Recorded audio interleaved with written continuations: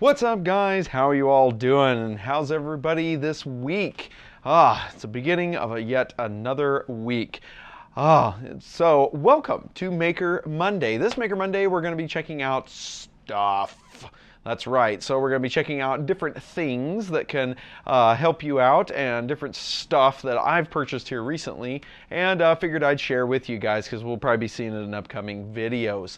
Hope you guys caught the TiVo Little Monster review because that was a fun video to make. It's a massive printer. I'm still playing around with it, getting settings tweaked and everything put together correctly on it. But anyway, wanted to get that video out. I got another video coming for a Bluetooth auxiliary dongle. That ought to be kind of cool. So those of you that may have aux ports like in your car audio or something and don't actually have Bluetooth available on it, this is a way to add it to it. So look for that video coming up because it's coming down the pike. Should be this week, so should be released. So check that out once it comes. Anyway, guys, how is everyone doing? Let me know down in the comments. Did everybody have a good week last week? I hope everything went well. Hopefully you guys did good and everything. My week was very hectic and very interesting. I'm at least better now. My sickness is starting to get better. I actually kind of took a back set since last Monday. That weekend was rough or whatever. But anyway, I'm back. I think I'm about 95% whole yet again. So we're going to be doing it. So without further ado, let's check out some of the cool stuff we got. So first thing on the list are these 18650 battery holders. These things are actually pretty darn slick. They have a spot where you can screw them in. They're plastic little holder, but they hold perfectly an 18650 battery, which is, those you don't know, that's a very standard lithium ion battery. In fact, the iron phosphates are some of the most safest lithium batteries. I watched them do like a pin nail test where they actually drive a nail through the battery and it just smokes. It doesn't burst into a ball of flame like the lipos or lithium polymer batteries. Let me know down in the comments also. I've done a lot of research and stuff I was also a battery engineer for a few years. If you guys want to know like differences between batteries, so that maybe we should do a video on batteries. I don't know, like the different types of lithium batteries, because there's a whole slew of them out there. There's lithium cobalt oxide, there's lithium iron phosphate, there's all the different chemistries and stuff, and as well as maybe we throw in normal batteries too, like the nickel metal hydride, the lead acid, what else are there, NiCads, you know, all that stuff. Maybe we should do a video about batteries. I don't know. Let me know what you think down in the comments. Anyway, next up on the agenda is basically this company, LICB. They make lithium cells, and these are actually some pretty cool. I'm excited to test these out. They were fairly inexpensive. They come in this cool little package, but they're fairly inexpensive. These are an 18650. Okay, so that's basically the size of an 18650 as you see it in my hand. But this guy is a 3.7 lithium ion cell, but it's 6800 milliamp hours, so that's 6.8 amps. That's insane.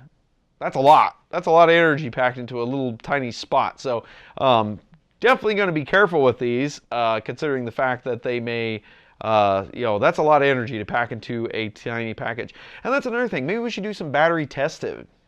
Maybe, eh? Let me know down in the comments. Should we do some battery testing, like maybe some destructive testing? I used to do that in a previous life. I used to do destructive testing of batteries. So we would take these things and, cook them until they blew up. We would also give them 8 times the current in charge, as well as 1.5 times the voltage, because that was a certain standard that we had to do, and watch these things just erupt into Never Never Land.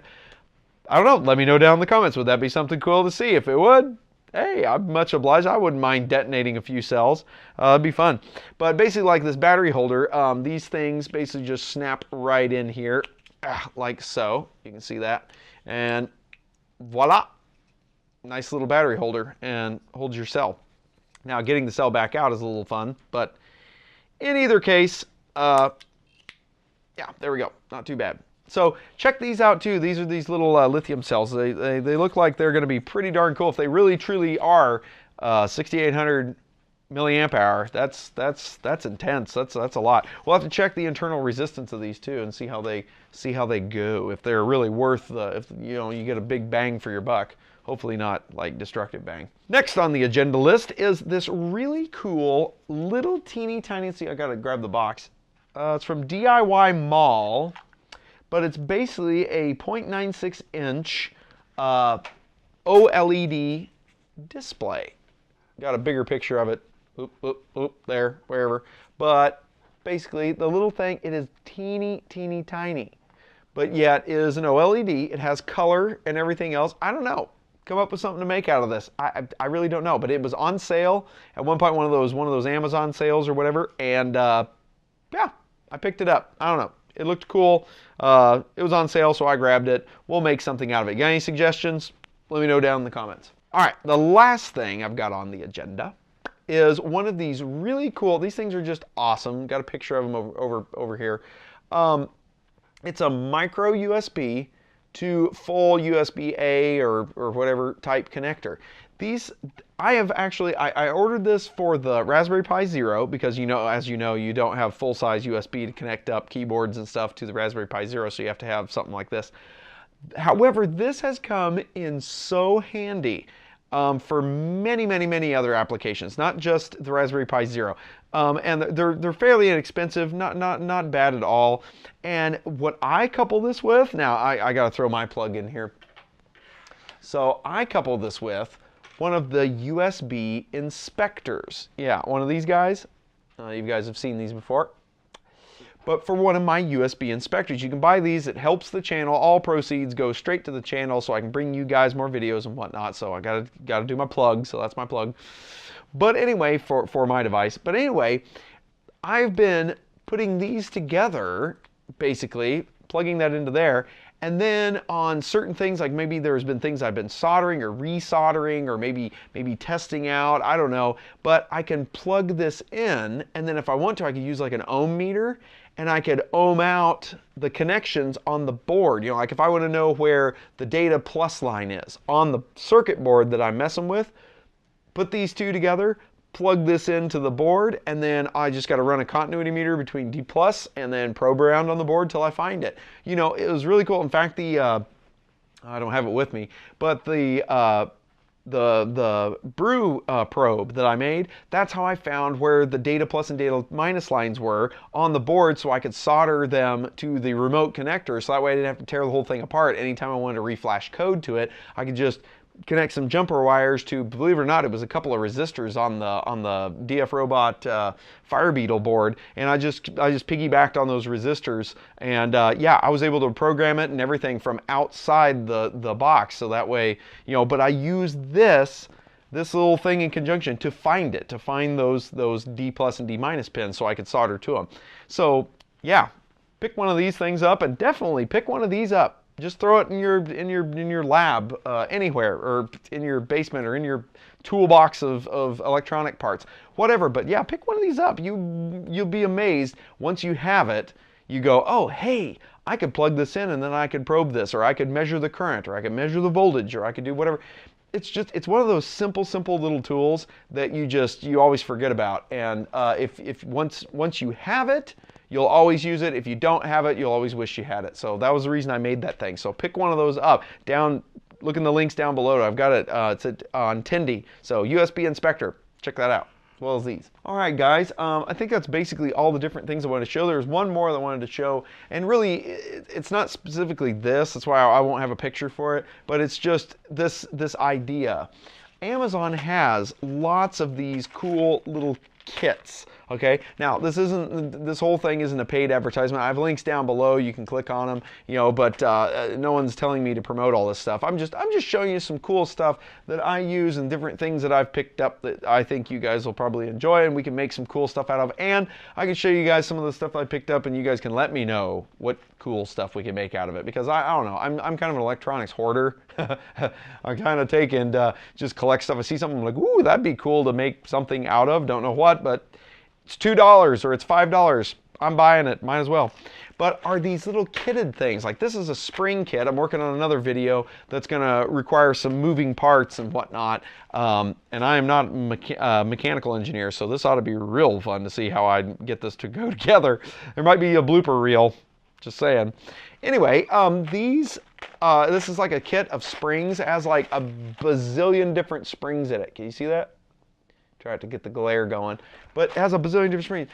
There are tons of stuff like this. There are screw and nut, basically fastener kits that they have. There are resistor kits. There are capacitor kits. There are, I think there's even an IC kit. There's MOSFET kits. There's all kinds of kits just like this, where they just put a big random assortment of stuff that you can buy, and then that way you don't have to just piece part all this stuff. You don't have to buy all these different little individual pieces. It'll come as a giant kit, a big old pile of it all. And so I recommend checking out Amazon if you like, and wire. Like if you want a whole bunch of different colors of 22 gauge wire or something like that. They have wire kits that'll have exactly that, like a whole bunch of different spools and stuff. Just amazing stuff. And like I said, I'm not being paid for this. I got some affiliate links down below, so that helps the channel a little bit if you end up buying something. But I'm just showing you some stuff that, I don't know, that I use all the time around the shop and whatnot. And it's fantastic. I think it's great. So I want to share it with you guys because I know that it's hard sometimes to find, kind of a big wad of interchangeable different things, like a bunch of different types of metric screws, for instance, or standoffs and stuff like that, or different, displays or batteries. And maybe you don't even know that Amazon has that. And since I have Amazon Prime, I'm not sending a plug for Amazon Prime, but, if you choose to go that route, that's cool.